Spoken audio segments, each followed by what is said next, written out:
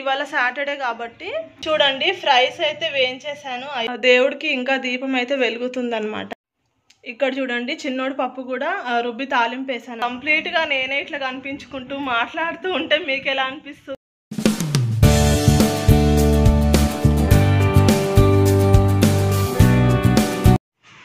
Hello అండి, hi, welcome back to my channel Priya Shekhar vlogs. అందరూ ఎలా ఉన్నారు? ఇవాళ అయితే నార్మల్గా ఒక జనరల్ వీడియో, డైలీ రొటీన్గా ఉండేలా ఉంటుంది అనమాట. యాక్చువల్గా ఇట్లాంటి జనరల్ వీడియోసే తీస్తే బాగుంటుంది అనిపిస్తుంది నాకైతే.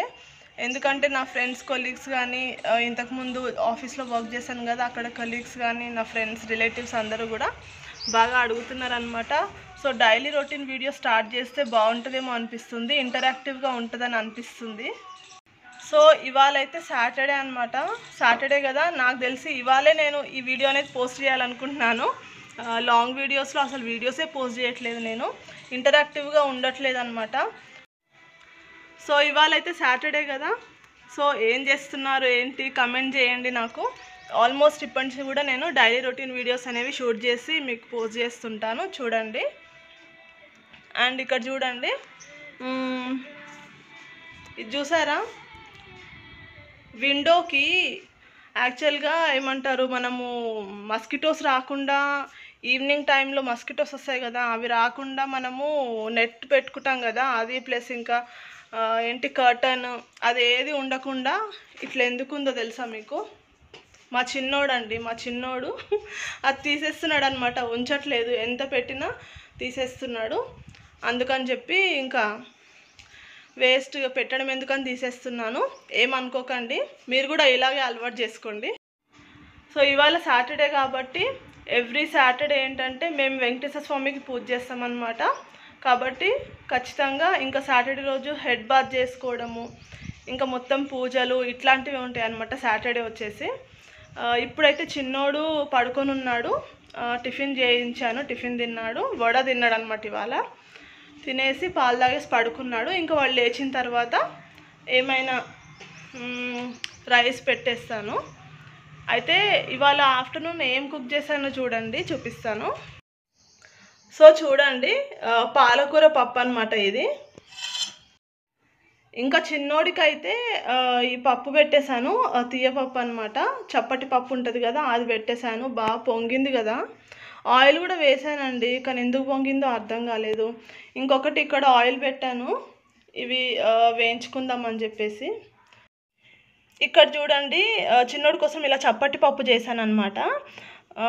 ఇది ఏంటంటే కందిపప్పు, పసుపు, వాటర్ వేసాను అంతే, ఆయిల్ వేసాను చూడండి, అయినా కూడా పొంగింది.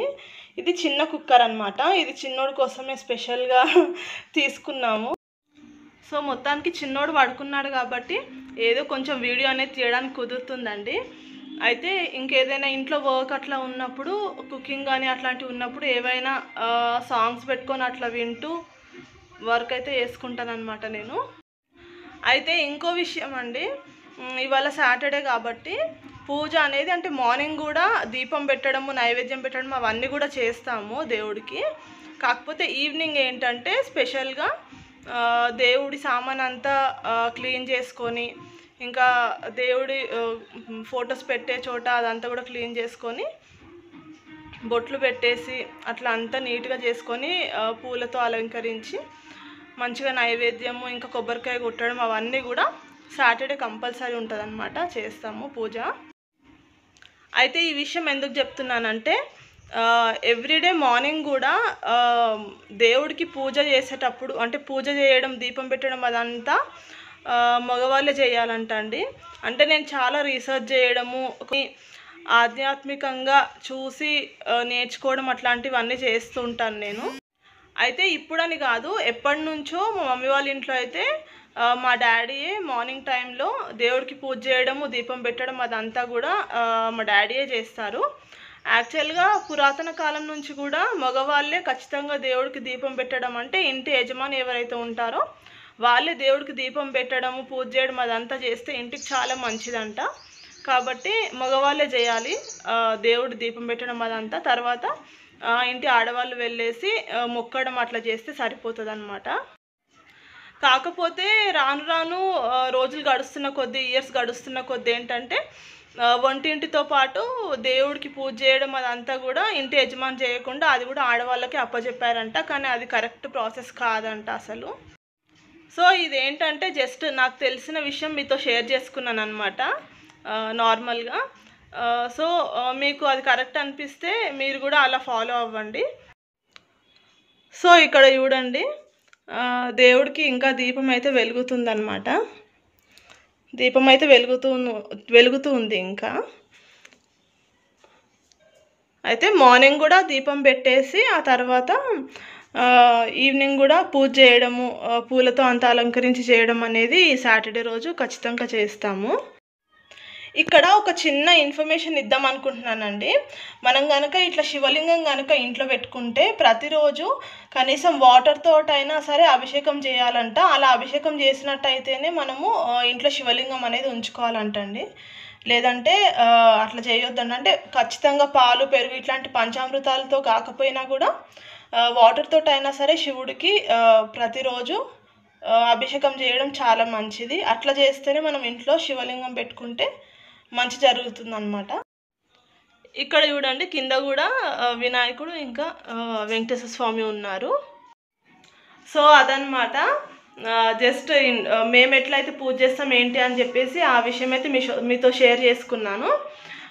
ఇప్పుడు వచ్చేసి ఆయిల్ అయితే వేడైపోయింది, ఇందాక చూపించాను కదా.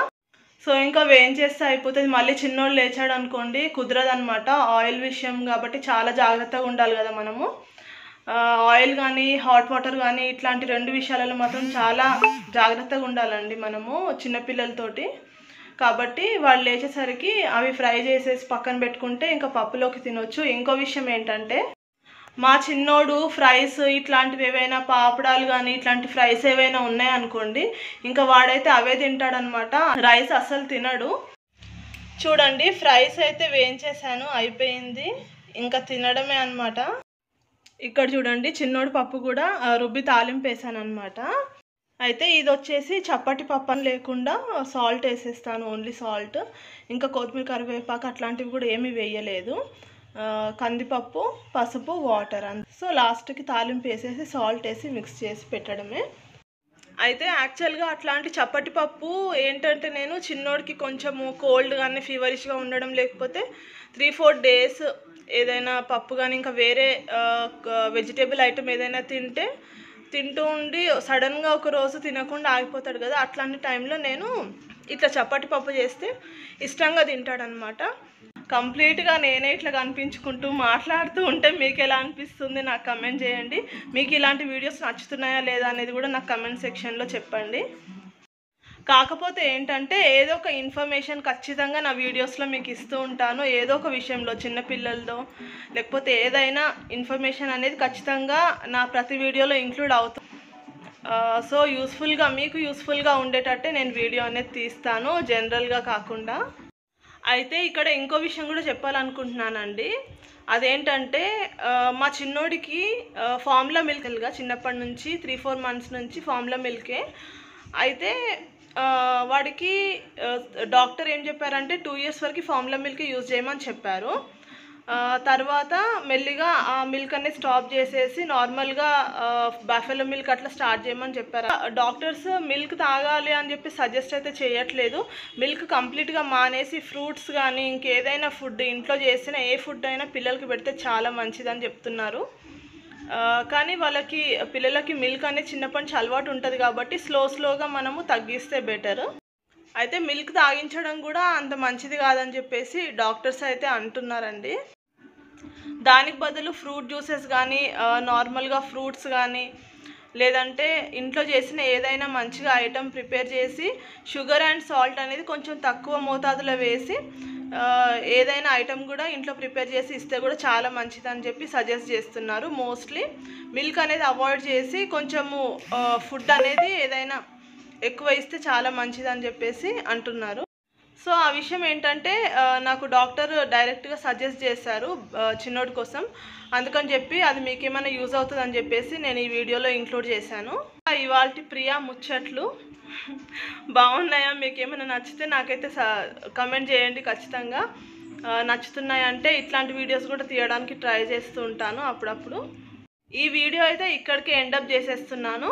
ఒకవేళ నెక్స్ట్ ఏమైనా కూడా షూట్ చేస్తే నెక్స్ట్ వీడియోలో నేను ఇంక్లూడ్ చేసి కంటిన్యూ చేస్తానండి.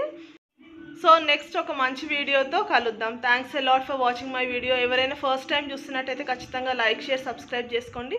ప్లీజ్ నన్ను ఎంకరేజ్ చేయండి.